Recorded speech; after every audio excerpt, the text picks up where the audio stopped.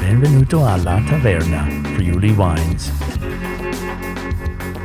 il podcast definitivo sui vini di Friuli, Venezia Giulia. Sono Wayne Young, l'host.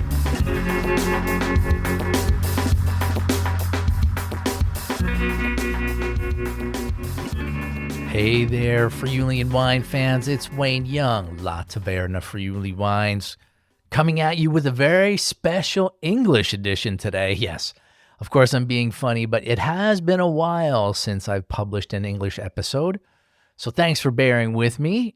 Welcome to Season 5 of La Taverna, first English episode of the season.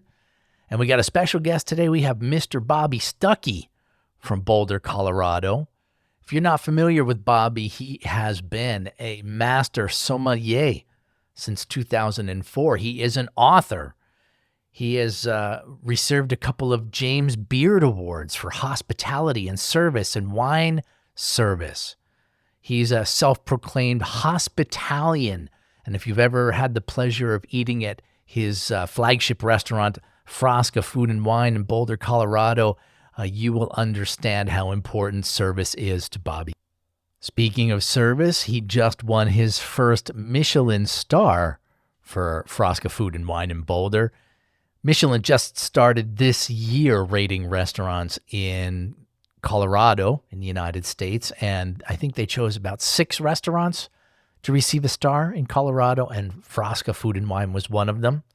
I had the pleasure of meeting Bobby for the very first time 23 years ago, I believe it was. It was a long time. He came to Friuli with his wife and his business partner, sort of checking out the Friuli scene, and I met him at Walter Scarbolo's La Frasca, south of Udine and Laudzacco, and he liked that name so much that he decided to name his own restaurant Frasca Food and Wine. But I could tell he was very passionate about Friulian wine, and I wanted to speak to him today about sort of the status of Friulian wine in the world, and I'm planning on doing a couple of other episodes in English talking about this. And I was so happy to feel a really huge sense of positivity from Bobby and hearing from him his experience as people begin to learn more and more about Friulian wine in the United States, especially in what he calls his little echo chamber. But we talk about a lot of different things on this podcast. I really hope that you enjoy it. Somewhere around the 8-minute mark, we talk about vini macerati. So just to be clear, so we're not facing a language barrier here, vini macerati would be macerated wines, which are basically orange wines, which are all the rage and basically got their start, the renaissance, their rebirth in the Oslavia area with Radikon and with Gravner and some other producers there as well. So if that was a little bit confusing, just wanted to clear that up in advance. Also, I love the way that Bobby used the word "we" a lot. You can really feel this emotional attachment, this sense of being Friulano. He really cares about the region. He really cares about the wine. And I'm not surprised that in Colorado in particular, because of Bobby Stuckey and his restaurants, there is an incredible market for Friulian wines.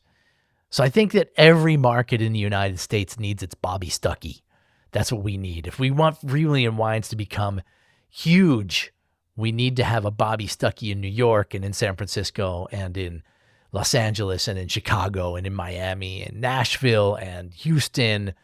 All of these places need their Bobby Stuckey to sort of sing the praises of Friulian wine from the heart. So anyway, without further ado, I'm going to leave you to listen to this conversation with Bobby Stuckey from Frasca Food and Wine in Boulder, Colorado.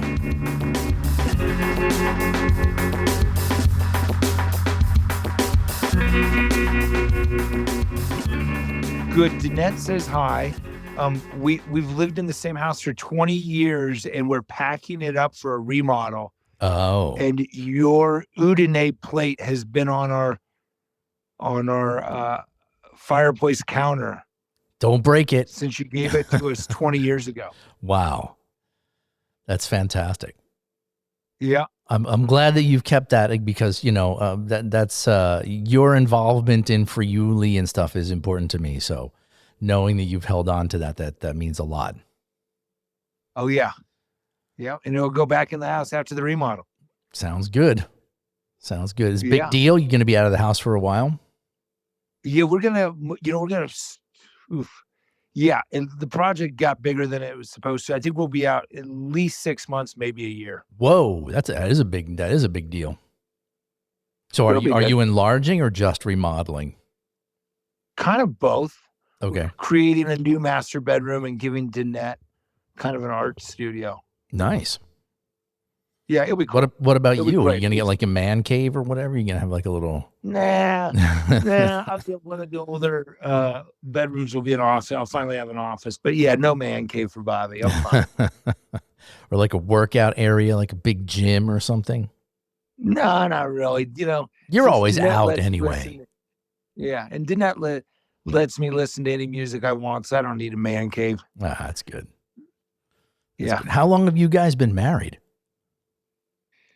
24 years. Coming up on Fantastic. 24 years. Yeah. Good for you. Yeah. Congratulations. It's a big You deal. got to be about there with your partner. Yeah, wife. we've been together we got married in 2002. So yeah, we just did 21 years. We'll be 22 in January. Awesome. Yeah. Awesome. Congratulations on your star. Oh, wow. That's a big Crazy deal. stuff. Yeah, it's big for Colorado. Not our star, but the fact that Michelin is in Colorado is a big positive for Colorado. Yeah, for sure. For sure. So I wanted to talk to you tonight because you come from sort of a unique place because you're sort of an ambassador for wine and for the restaurant world in general, but you do have a particular love for all things Friulano, and the podcast is sort of geared towards Friulian wine. And one of the things that I've been speaking to some friends about, and when I've been talking to some friends and stuff, and I've been doing this podcast now for over 2 years. This is going to be the beginning of season 5. What I thought I really wanted to talk to somebody about, like, what this situation is in the world for Friulian wine. And not only are you someone who loves Friulian wine, has a deep connection to this place, and you're an American, and you have your own restaurant, and you're a master sommelier, and you know about these wines in a very deep and intimate way, but you also sell these wines as well. You're also commercially involved with Friulian wine, right? Is that still a project? 100%. Yeah, cool. Bigger than ever. Bigger than ever. Yeah, and quite frankly, we've probably turned on, I don't know how many producers to importers in the United States. You did one of them for me. Yeah, and then, yeah, exactly. And that happens probably at least quarterly. So if you do 4 producers a year for 20 years, there's a lot of producers that are in parts of America with the help of the Frasca umbrella. Right. And then we also have the Scarpetta winery that we have. And so we're in all 50 states with that. So we really track Friulano wine to the maximus. Yeah. That's one of the reasons why I really wanted to speak to you, because I'm really interested to understand, like, what the status of Friulian wine in the American market is. I was happy to talk to you just about the status of Friulian wine in your own market, in your own restaurants, and basically what I wanted to do was sort of, and I want to do this with a guy who I met who also works in London, and I also have Brian Larkey lined up to talk to about this, but I wanted to do sort of like a SWOT analysis, like strengths, weaknesses, opportunities, and threats of Friulian wine out there in the world, because there's a lot of kind of, I don't know what you could call it, maybe negative energy, a lot of fear, a lot of sort of insecurity, I guess would be the right word for it, about, the future of Friulian wine in the world and its place amongst the great wines in the world. So I wanted to talk to you a little bit about that. But maybe before we get into that, can you tell me a little bit more about like sort of Scarpetta and how that started? And Yeah, I mean, it started and this goes to the thesis of how much Friulano wine has expanded. When we opened Frasca 20 years ago, we couldn't get a reasonable by the glass Friulano. right. There wasn't much in the state. And so we went to Christian Patat at Ronco de Nemetz, and I said, hey, man, can you help us make 100 cases of by the glass Friulano that we could pour by the glass as a Tayut at Frasca? Okay. That's how it started. All right. That's how Scarpetta started. We did not ever expect that we would become the kind of this by the glass brand that Lachlan really has shepherded more than anybody. Okay. And it's really, really grown. And there's a many reasons for why we were able to do that. But that's how it started. It's been really great for all of us. It's been great for the restaurant. It's been great for the farmers we work with, all sorts of stuff. And you don't do just Friulian wine. You also do some wines from outside of Friuli as well. I mean, I think you do a Friulano and a Pinot Grigio from here. Do you also do like a Ribolla Gialla or anything like that? No, we do a Friulano Chard blend. Okay. We do a little Chardonnay. We do a little Cabernet Franc. We do some Prosecco, but from the Grave, not from Valdobbiadene. Okay. And yeah. And then we do a little Sangiovese down in Tuscany and a little Barbera in Piemonte. But really the core driver is Friuli as the spiritual homeland of the winery, kind of like how Frasca's spiritual homeland is. Gotcha. And so what, as a master somm, right, what was it that sort of drew you to Friuli in general? What was it? Was there did you have like an aha wine, or did you have like a moment when you were like, this could be like a really cool place? Or, what was the sort of the impetus for you to have such a deep interest in Friuli? Well, it's funny. The same thing that fascinated me 25 years ago about Friuli is just magnified now. But for some people, it's really exciting. For some people, it's really scary. Friuli is the most diverse region, even before Vini Macerati. If you think about in Friuli, 25 years ago, you could drink, back then, that was right before Gravner started doing, I think 94, so 30 years ago now. 30 years ago, he started in 94 or 95, he and Radikon started making macerated wine. But if you think of just a little bit before that, he was making very, very powerful, textural, rich whites. Right. But then you could also have in like Scarpetta or Faluga or any other number of producers. And what I was always intrigued of with Friuli is that they're all correct. They're just different. Okay. Versus used to live in Napa, and if you took a sommelier that was visiting you from Paris and go to see 3 Napa producers, if you didn't choose wisely, they could all have the exact same barrel, picking at the exact same bricks level, might even have the same consultant winemaker, 25 years ago in Napa. And Friuli was so interesting to me is there was so much diversity in style, but what seemed like everyone had their own point of view, but they were all okay with it. Okay. I remember eating this is early on, eating at Devitec up in the Carso. Sure. I think it was like, I might be wrong here, but I think I was with like Andrea Faluga and Stanko Radikon at the same table. Wow. And they were like buddies, and they were totally respectful of each other. They could not be more polar opposites in winemaking style. Exactly. Oh yeah. Galaxies of difference there. And that's something that you can see all over the place. Yeah. I think that's sometimes people look at that as a handicap rather than looking at that as an advantage.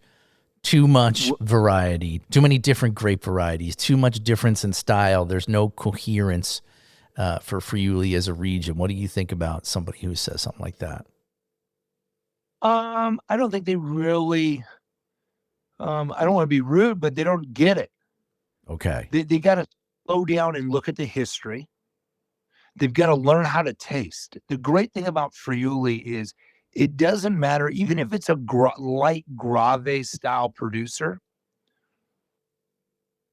it has more extract than things in the Veneto or Alto Adige. Right. Friuli has a weight to it that transcends pretty much almost all regions. Now, there's different degrees of it. Obviously, if we're drinking something from the Collio, it's much more powerful than something in the Grave. But still, like I always think Friuli reminds me way more of Austria than it does the Veneto Okay. in kind of the weight and power. And I think as a professional wine taster, I think we learn about wine in Friuli wrong. So part of the problem is if you read a book, a French wine book, or any great wine book or website, you have the Loire River Valley is one region. You have Burgundy is one region. You have Beaujolais has a little subsection in Burgundy, and then you have the Rhone, but they're all separate. But in if you're an Anglophone studying Italy, or if you're a wine writer writing about Italy in the Western world, you put Alto Adige, Trentino, Veneto, Friuli together as Northeastern Italy. And that's a mess. Absolutely. Because it's wrong. It's not how we should learn. That's the wines of Friuli have their own weight and style and extract. And if you think about the diversity, you have to look at the history in the sense, I don't like the word indigenous versus international with Friuli. Right. I think it should really be indigenous or historical. Okay. So Chardonnay, Cabernet Franc, Merlot, Sauvignon Blanc for sure. They're historical. They've been there quite some time, over 250 years. Exactly. In many spots. So that's not indigenous. But for God's sake, we throw Friulano in as indigenous, and quite arguably, it could have gotten there about the same time, if not later. Yeah. If not later. I don't like to say that because then that really confuses people. But you're right. So we think we give Friulano a hall pass, but then some sommeliers or wine writers are against Chardonnay. There are 100-year-old Chardonnay vines in Friuli that are so special. Yeah. Now, why would we rip that up to plant Ribolla there? That doesn't make sense. That's too trendy at the moment. Like there's these historical vineyards that have been just making incredible wine, and we should really embrace that and understand that. And I think that's where we miss out and it gets everyone all confused. So do you think sort of the limit of maybe growth, because, Friuli kind of had its peak a couple of decades ago, maybe a decade ago, when people were talking about vintage Tunina and Terre Alte, and there was this sort of super whites movement. And, everybody talks about the Anni d'Oro here in Friuli where, everybody was bottling their wine. Everybody was making lots of money bottling wine. And now there seems to be a little bit more of a struggle. I mean, a lot of people who are producing wine in the part of the Grave are making more money, and a hectare of vineyards in an area like, Aquileia is actually more valuable than a hectare of land up in Collio, simply because you can make more money down in the flat than you can up there. So, I mean, I think the kind of thing that I'm trying to get at was the mistake that we've made all along sort of just teaching people incorrectly about what Friuli's all about? I think so. You think so? I think we should be very understanding of and I say this as we, like I'm a Friulano person, but I really spiritually feel that way. I really think we teach the world the wrong way. Everyone's got to look at a wine book and say, that's not how you should learn. This is why Friuli is this way. We can equally have super exhilarating indigenous varietals, and we can have great historical varietals. What made the golden years, as you called it, back with those super whites, is because we naturally can make powerful white wine. Okay. We just naturally did. We naturally can make, and I think there could be another renaissance with Pinot Bianco. I think the representations of the Collio Pinot Bianco could really tell a story in itself, but we need to get aligned in our storytelling and understand it's okay and really embrace the diversity. Versus when a wine writer, and I read it, all of the articles, when they lean into something and are confused or scared of the diversity, we have to say, hold on, we need to embrace, and we're going to show you how to embrace the diversity. Okay. And this diversity is not new. Right. Well, yeah. If you know anything about Friuli, you know that this has been going on for a long time. Yeah, and I think it's really safe to say we don't message properly that Vini Macerati was rebirthed in Friuli 100% in that little town of Islavia, but it's kind of like gluten-free. Okay, this I like. Keep going. I'm like, look, I'm going to work at Pizzeria Alberico tonight. Yeah, we have a lot of gluten-free people in Boulder, but it's really a small megaphone. We're going to sell less than 10% of our pizzas will be gluten-free. Great. We're there to give you great product. But Vini Macerati is a very small but large megaphone. Yeah. If you really look at the production, but the misnomer is every time I have a wine professional at Frasca or I meet them out on the road, they go, we looked at your wine list. Why don't you have more orange wine? Well, I go, well, we have the right amount of orange wine. It's like people in the United States think the whole region is all about macerated. macerated wine. Yeah, exactly. So there's that messaging. I think we really need to codify the diversity and codify. I just think of that dinner table with Andrea Faluga and Stanko Radikon. To me, that is the epitome of what Friuli should be messaging. Okay. That everything is good. Yeah, I'm one of the guys. I mean, I'm here at the Tasting Academy at Villanachini for the Consorzio for Colli Orientali.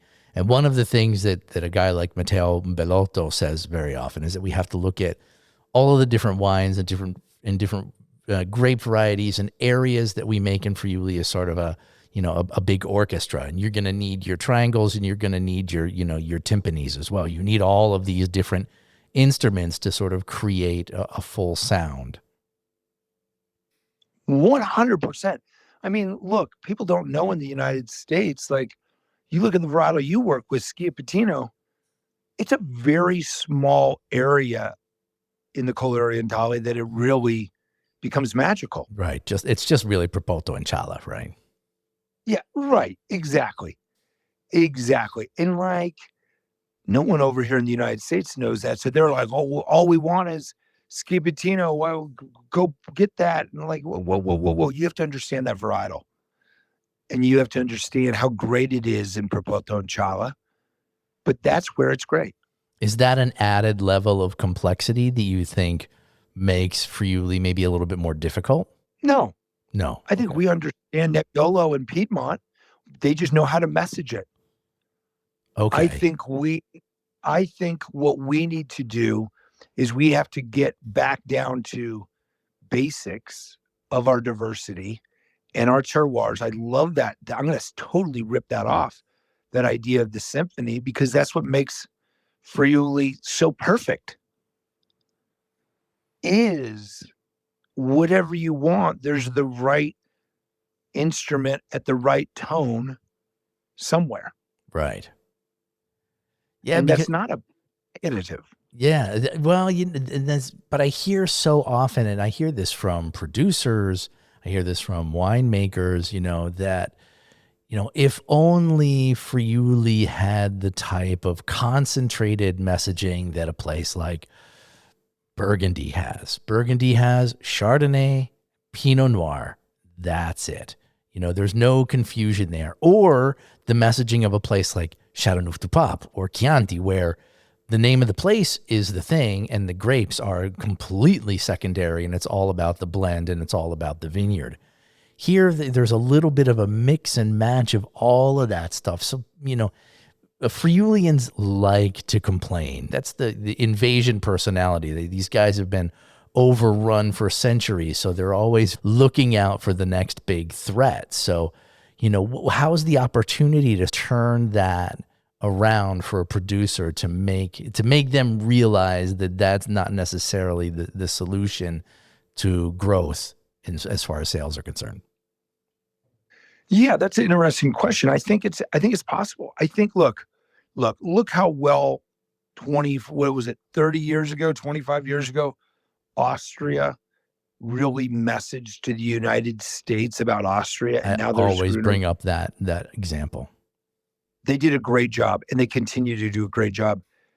We and I'm using inclusive here because I care about Friuli so much, and until I'm not on this planet anymore, I will be pounding this gong.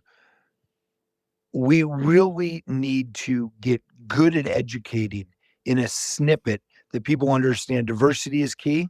That's the strength. That's the power play. It's indigenous and historical, not indigenous versus international. Why? So people understand how long it's been there. Mm-hmm. I mean, I just read someone's book. I don't want to say who, but they were like, really kind of bashing on what I call historical, they call international varietals, but then they give a hall pass to Friulano. That's just how misunderstood we know about these varietals and how long they've been here. And we should really champion that and champion that. What is so cool? I mean, one of the biggest complaints people complain now about Napa is that everything's been uprooted and it's all Cabernet in one note. Okay. We don't. So that's the sort of the other side of the same coin, right? 100%. Remember, I mean, it's not that long ago that when Napa, you could have crazy, funky Petit Syrah vineyards. You could drink Sauvignon Blanc from Tocolon, shit, like crazy Chenin, all these things. Right. Now, pretty limited what's planted there. So narrowing your focus necessarily isn't the best strategy. No, unless you've got a couple monasteries in 1,000 years. Okay. Yeah. All right. And we got that over here. We got some time. We got some monasteries. That's happening. Yeah. I always say, as the kid who got kicked out of Jesuit school, I am very attuned to see the pros and cons of Catholicism. And one of the biggest pros is that the monasteries in Burgundy did a great job of telling the Vatican that they were working on scripture, but they were really taking two very mutatable varietals, Pinot Noir specifically and Chardonnay, and kept replanting the clones that were Pinot Fin, that were finer. Okay. So it wasn't not only that they had Pinot Noir and Chardonnay as their two notes, they made those power chords by thousands of years they did the exact opposite of what Tuscany did. Mm-hmm. Tuscany had, they say, but because of sharecropping, they kept planting the wrong clone. Okay. And so that's where Burgundy, we're not going to duplicate Burgundy. No one should try to. No. We should put strengths. So for the wines that you sell, have you been seeing those, especially, I mean, I would really like to sort of concentrate on something like Friulano, because that being sort of the most Friulian of the wines that you work with Scarpetta. Is that something that you see, constant sort of good growth coming out of those sales? Have they been sort of up and down? Obviously, pandemic notwithstanding, but how is that doing in the market in the States? Funny who you're in front of. If you're in front of like a sommelier that's just really geeking out, he only wants to taste Friulano. Gotcha. But if you're with a wine buyer, like a retail or whatever, they're really willing to try all the stuff because they're like, oh yeah, I have guests that love Pinot Grigio. I have guests that love Chardonnay. So it's kind of, we get growth because there's two avenues. There's the more, "Hey, I'll try it all" avenue, or there's the avenue of we only want what they think of as indigenous. Okay. So you add sales there where you might be not able to sell someone like that Pinot Grigio or Chardonnay or Cabernet Franc. So if you were a producer of, like, say, Sauvignon Blanc or Chardonnay, let's take either one of those as an example, in a market that has so much Chardonnay and Sauvignon Blanc, how do you differentiate yourself? How do you get your product into the hands of someone who, would probably just be happy with any Chardonnay or Sauvignon Blanc? How do you differentiate yourself? I think that happened to Pinot Grigio with the Ramato thing. We need to have a new angle on Pinot Grigio. Let's go back to that sort of ancestral style of, a little bit of maceration, a little bit of that onion skin Ramato color, and then people be like, wow, that's a really cool Pinot Grigio. So how do you stand out as a small place like Friuli in a world full of Chardonnay and Sauvignon Blanc? You have to pull corks. You've got to really show people what's in the glass. Because I think, as someone who I have down in Denver, I have Tavernetta on one side of the alley. The other side, Sunday Vinyl. Sunday Vinyl is an all world wine list. Tavernetta is an all Italian list. So in any shift, I could taste Sancerre or I could taste Friulano Sauvignon Blanc. I think it's just, you need to have the seminars, pull the cork, and show people what's going on. I always think of Sauvignon Blanc and Friuli as like the secret weapon. Uh-huh. I've heard you say that before. Yes. Check it out. And look, things have caught up a little bit in the Loire because of finally some good farming there, and some climate change is maybe helping them a little bit. But still, Friuli Sauvignon Blanc, there's a lot of producers there with much lower yields than in the Loire. And the Sauvignon Blanc Friuli is one of those spots when they ace it where you can have extract and power, but still with great Sauvignon Blanc vertical acidity. When you try to do that in Napa Valley, many producers have to pick so underripe to keep the acidity. Right. It's not as fun. Gotcha. So you're just like, you got to get it in front of people. You got to get it in front of. You got it. Yeah. And you're going to make believers out of them. Yeah, I'll work at Frasca tomorrow night. I bet you I could go the whole year and I never turn someone on to a Friulano Sauvignon Blanc where they're like, oh, as long as I listen to them. Oh, no. That's great. I've never had someone say, no, that's not my style of Sauvignon Blanc. It's really, they just got to try it. Yeah, I used to do that when I worked at Becco all the time. People would ask for Pinot Grigio by the glass, and I would bring them Friulano. Tokai at that time was still called Tokai Friulano. And I would pour them a taste. I was like, tell me what you think of that. And they'd be like, oh my God, that's the best Pinot Grigio I've ever had. And then I would show them and say, yeah, because it's not Pinot Grigio. We were pouring Walters Tokai, by the glass there. People just went nuts for it. So I think getting those wines in front of people is really, really key. And I guess that's all about having the right partner in the States, right? It's about having, the type of wholesaler, distributor in your markets, whether it be the States or that be in the UK, who's out there sort of literally popping corks and not just flipping their portfolio pages in front of people. Yeah. I mean, I'm really impressed with how quickly the consortio of Chianti Classico has really been messaging here in the United States. There was a time not that long ago, 5-6 years ago, where people thought Chianti was boring. Young wine writers or even mature wine writers just didn't understand how good Sangiovese and Chianti Classico had become in the last 30 years. And now people are all about it. They've really gotten out there and pulled the cork. And I think they had a bigger uphill struggle personally than we do in Friuli. We just got to get organized and go after it. Gotcha. So moving on from the international varieties into sort of the more local varieties, things like Ribolla Gialla, which is exploding here, sometimes for the right reasons, sometimes for the wrong reasons. How would you go about, bringing that to people, and how would you explain that to people? What's the audience for something like a good Ribolla Gialla?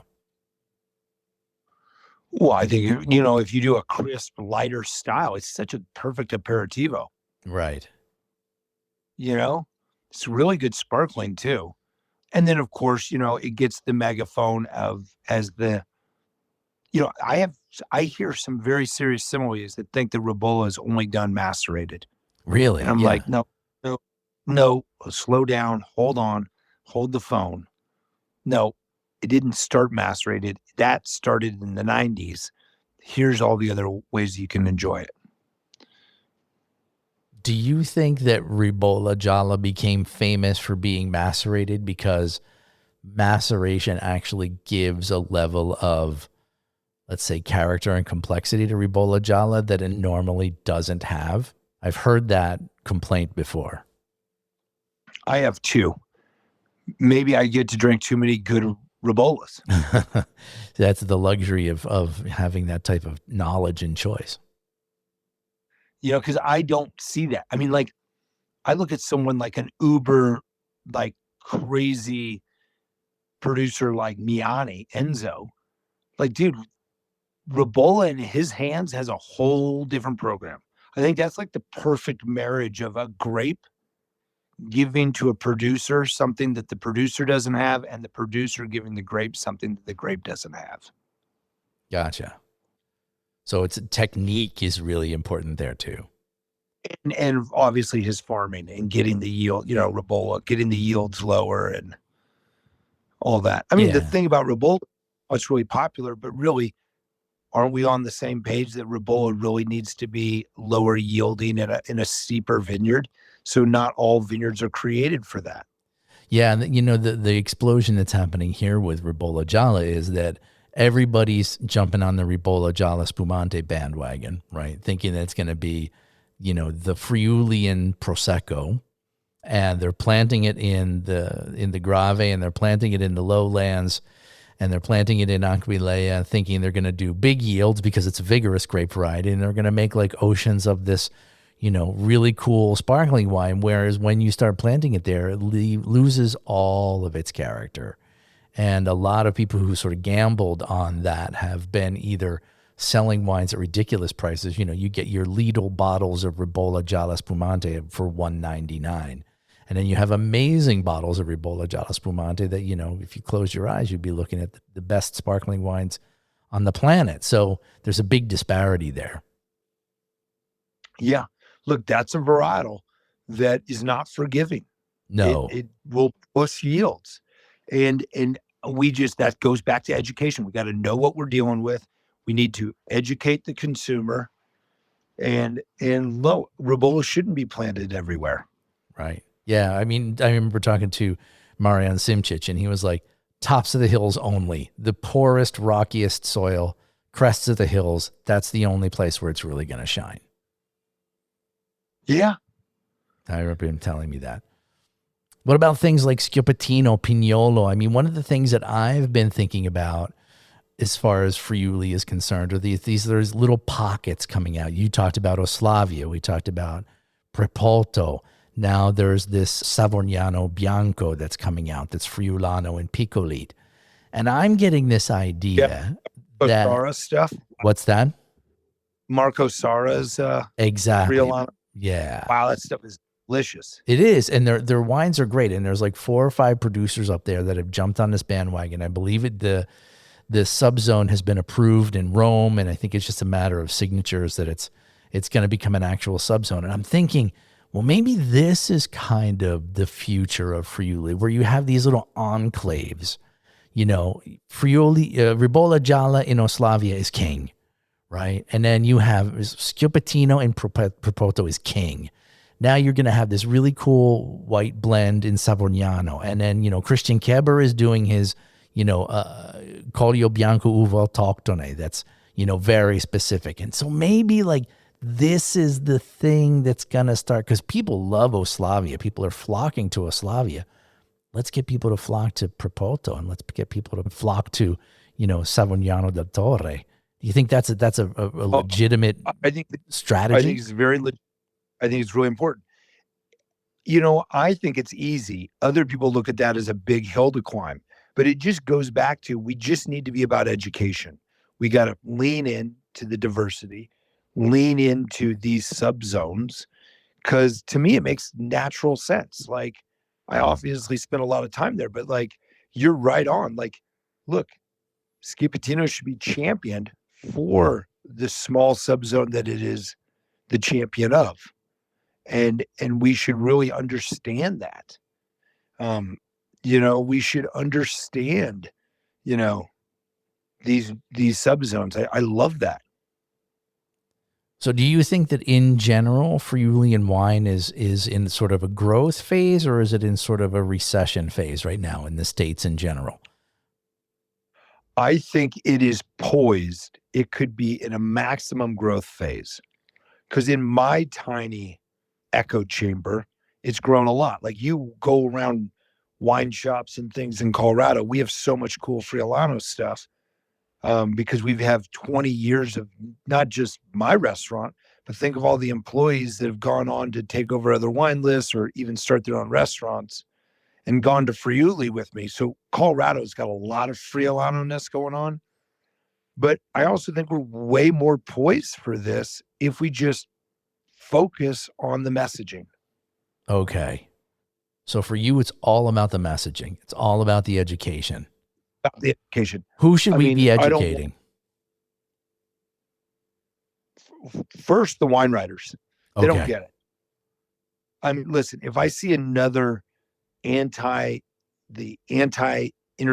varietal of Friuli speak and confusion of that, to me, when I hear that, that's just someone who doesn't know what's going on. Okay. There's a couple books that have come out this year that really speak to that, and they're missing the point. We gotta learn about the historical varietals that came from somewhere else. And as you said earlier in the talk, look, Friulano's actually been there the shortest amount of time. Yeah. So we really need to understand that. So the wine writers, we got to stop writing books that include Friuli with Alto Adige and Trentino. We need to let people know of this diversity. You think about Italy, you live there. The country is surrounded mostly by water. Mm-hmm. There's many that are close to the sea and close to a mountain. My wife's family is from Abruzzo. They have the same deal. But on the other side of their mountains is Rome and Lazio, which is warm. The other side of the Carnic Alps is Central Europe. Friuli has a very interesting sea wine country mountain scape that gives it its own power and texture. Yeah, I mean, it's one of those few places where, the Alps meet the sea, and you have plains, you have, foothills, you have high mountains, you have wonderful seaside, you have a little bit of everything there. And it's this very particular soil, especially up in places like Carso or places like Collio Orientali. Yeah, like you have Ponca. Like exactly. No one else has got that.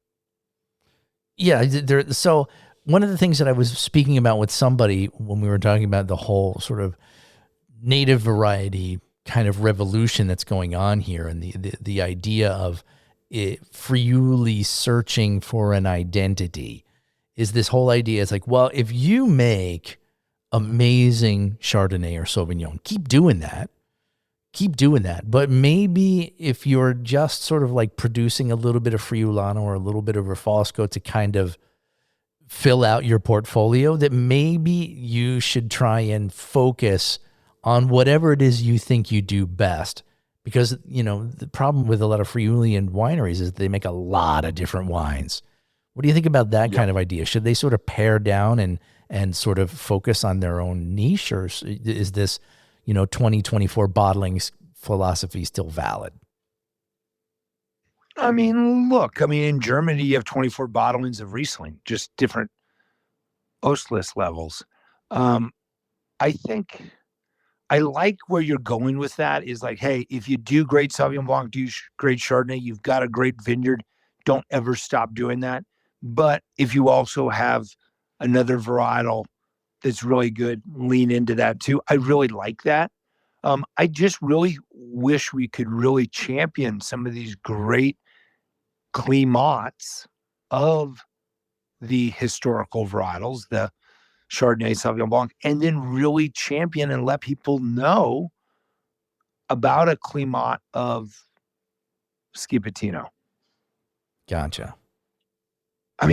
Look, Schiaparino is such a cool varietal because it really is in a poise for a great moment now that so many people have gotten used to drinking cool climate reds from like the Loire or wherever. It really plays into that well. Yeah, I totally agree with that, and I've been sworn to secrecy, but there's going to be a really big deal that's going to happen sort of in mid-October about Schiaparino. Oh my God, I can't wait. Yeah, it's going to be a pretty big deal. So yeah, just because of working with Ronchi di Chala, I have sort of a little bit of inside info, but I don't think I can quite divulge it yet. Will you tell them I said hi? I will for sure. So I'm working on this project just to sort of get away from the whole general Friuli thing and talk about maybe another grape variety. We've talked mostly about whites, maybe a little bit about Schiaparino, but I'm doing a whole month of events here called Ottobre Rosso Refosco.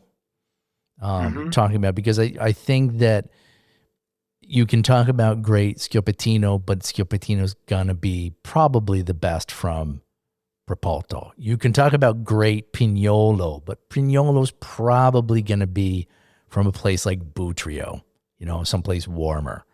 But when you talk about Refosco, you can make great Refosco in La Tisana near Lignano. You can make great Refosco in the hills of Carso. You can make great Refosco way up in Faedis where it's cooler and wetter. So I feel like Refosco is the ambassador grape variety, native grape variety for Friuli. How do you feel about Refosco in general? Whether it's Terrano, Refosco di Peduncolo Rosso, or Refosco di Faedis, what's sort of your feeling about it? I love it. I love how you just described that, Wayne. Bravo. And it started making me reflect about 2014. I remember the time I was in Friuli. It was July of 2014 and we've lost this incredibly beautiful human being, Sam Bell from Blackberry Farm. I was in Craig Lewis, Danette, and I, and a former pro cyclist, Robbie Ventura, were helping guide a Blackberry Farm trip in Friuli. It was really cool. No one had been to Friuli except for Craig, Danette, and I. And it was Sam Bell, the founder of Blackberry Farm's first trip. The guy's maniac about wine. He is one of the greatest wine sellers he put together before we lost him in the world.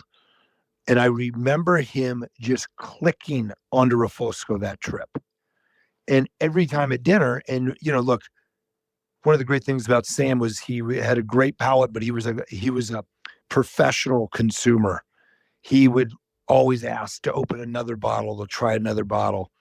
And it was seeing the light go off with Refosco for him was exactly like what you just described. He's like, I want to try it here. I want to try it there, and I can't think about, I don't know, after he got clicked onto, if we went through a meal without him scourging the list, trying to find one from a different producer and wondering why it's different in the Carso, why it's different there. I mean, you nailed it. It's the varietal that can do all those regions. Cool. Yeah, and that's I really am hoping to and this is the third year I've been doing it. The first two have been sort of experiments. This year I'm sort of pushing it, but I'm really looking forward to making Rifosco the mascot. A lot of people know Friuli for white wine, but they know it less for red wine. And there's some amazing red wines here, and I think Rifosco is the one that you can find more ubiquitously. Yeah.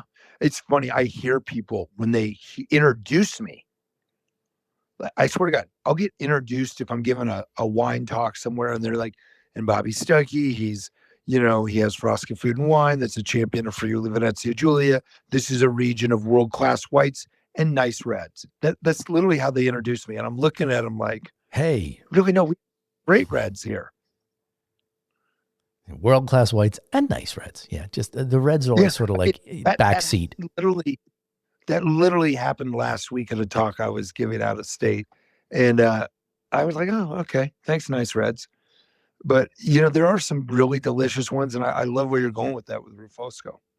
Yeah, I think it's only going to get better. And I think the identity for Rifosco is going to refine and all that sort of stuff. And I can't wait to sort of taste all of the different ones that we've lined up for next month, for October, to see where this goes. That is really cool. Yeah. Well, when are you going to be back in Friuli? You got any trips planned coming back over here? I heard Alicia talking to Lachlan. Alicia is my executive coordinator. She kind of plans my world. And then, Lachlan knows how to utilize Alicia to the max. And I think he says we're going in December. Okay. Well, so I look forward to seeing you then. Yeah. And I always love that I'm the last to know when I'm going to Friuli. And I always know when you're here because you're always good on social media. And I always say, hey man, hit me up if you got some free time. But I know you're like always solidly booked when you're over here.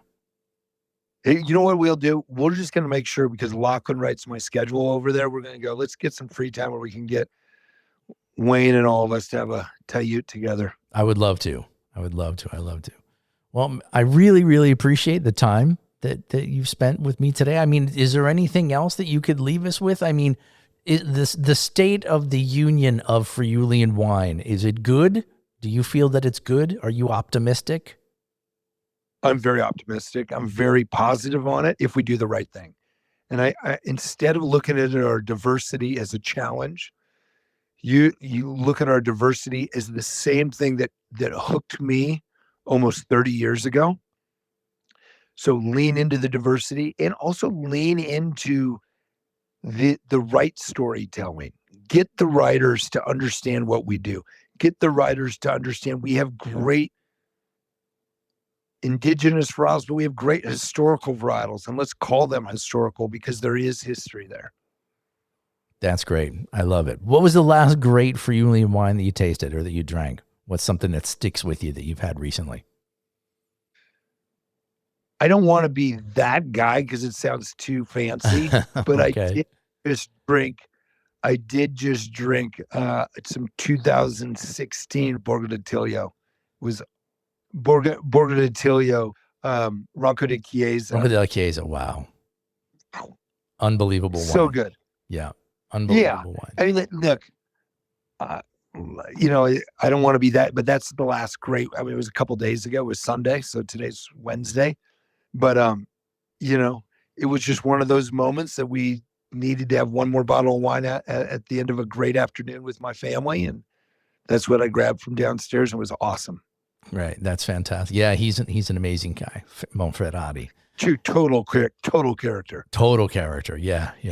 Yeah, my last real, amazing experience with Friulian wine was I happened to walk in at a tasting at one of the restaurants where I do events, and they were tasting the latest vintage. I believe it was 2018 or 17 of Castellada's Bianco della Castellada, and it was just mind-blowingly good. How good are those wines right now? Huh? Fantastic. Stefano is a great guy as well. He was on the podcast a couple of years ago, and he's such a sweet dude. He's such a sweet dude. He's a sweet dude. His dad's great. The whole family's awesome. Oh, I got some stories to tell you about Nicola. Oh, I'd love to hear them. that what I love is seeing families like that, having Stefano walk in and Matea coming in to go work with his dad at Borgo di Tullio. Like, seeing the next generation is going to be really exciting. Yeah. And I'm hoping maybe that's the one thing close with is there's a lot of good next generation stuff going on.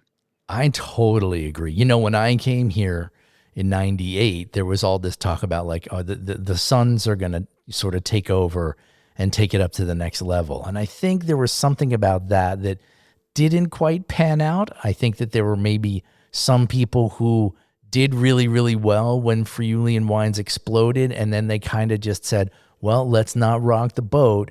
And then that strategy didn't work out as well as they had hoped. But now the grandchildren, I think, are stepping in and they're really going to make a difference. I'm super positive about that. You're right. That has to be on the podcast because this next generation is going to be lights out. And that's another reason for positivity and to be bullish. Cool. Bobby, thank you so much for spending time here. Say hello to Lachlan and especially Danette for me. Yeah. Let me know when the podcast is up. I can't wait. I will definitely send you the link. Okay, brother. I love you. I'll see you in December. Thank you very much. I'll see you in December. Thanks a million. Okay. Bye. Ciao.